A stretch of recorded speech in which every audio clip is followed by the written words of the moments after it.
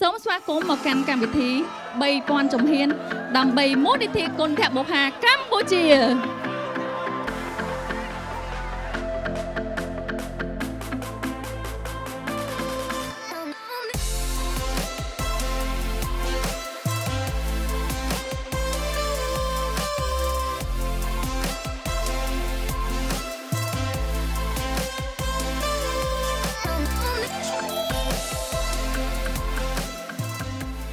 ស្របតាមចាក់ខុសវិស័យរបស់ក្រុមហ៊ុននិងអតិភិបរបស់រាជរដ្ឋាភិបាល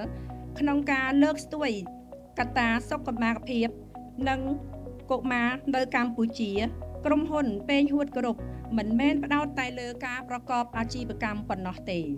ប៉ុន្តែក្រុមហ៊ុនតែងតែគិតគូរនិងចូលរួមយ៉ាងសកម្មក្នុងការលើកកម្ពស់សុខុមាលភាពសង្គមដែលស្របតាមយុទ្ធសាស្ត្រការងារសង្គមរបស់ក្រុមហ៊ុន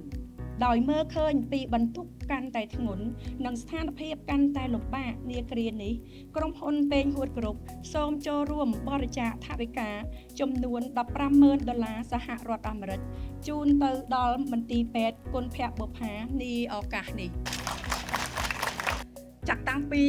មូលនិធិគុណភបុប្ផាកម្ពុជាដាក់ឲ្យដំណើរការជាផ្លូវការកន្លងមក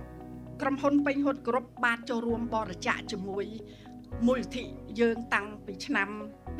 2018រហូតមកដល់ពេលនេះគឺបានចំនួន5លើកហើយនៅក្នុងលើកទី5នេះគឺជាការចូលរួមដ៏ពិសេសដោយក្រុមហ៊ុនបានបរិច្ចាគរហូតទៅដល់$150,000មិនត្រឹមតែប៉ុណ្្នឹងទេគឺនៅក្នុងថ្ងៃនេះមានបងប្អូនពុកម៉ែមីងក្មួយទាំងអស់ក៏បានចូលរួមបរិច្ចាគបន្ថែមនៅក្នុងស្តង់មូលនិធិរបស់យើងអញ្ចឹងចំនួននេះគឺលើស$150,000ហើយចា៎សរុបមកគឺថាអ្វីដែលក្រុមហ៊ុនពេញហួតគ្រប់បានចូលរួមបរិច្ចាគជាមួយនឹងមូលនិធិគុណភបុប្ផានេះគឺជាសក្ខីភាពដ៏សំខាន់មួយរបស់មូលនិធិក៏ដូចជាមន្ទីរពេទ្យដែលក្រុមហ៊ុនបានចូលរួមជាទៀងទាត់កន្លងមកតាំងពីពេលដែលយើងចាប់ផ្ដើមកកើតហើយខ្ញុំក៏មានសន្តិនិយមថាក្រុមហ៊ុននានាសប្បុរសជនដទៃទៀតនៅតែបន្តកើនឡើងជាបន្តបន្ទាប់ប្រកបដោយស្មារតីបរិយាកម្មក្នុងការបម្រើដល់សេវាសុខាភិបាលរបស់កម្ពុជា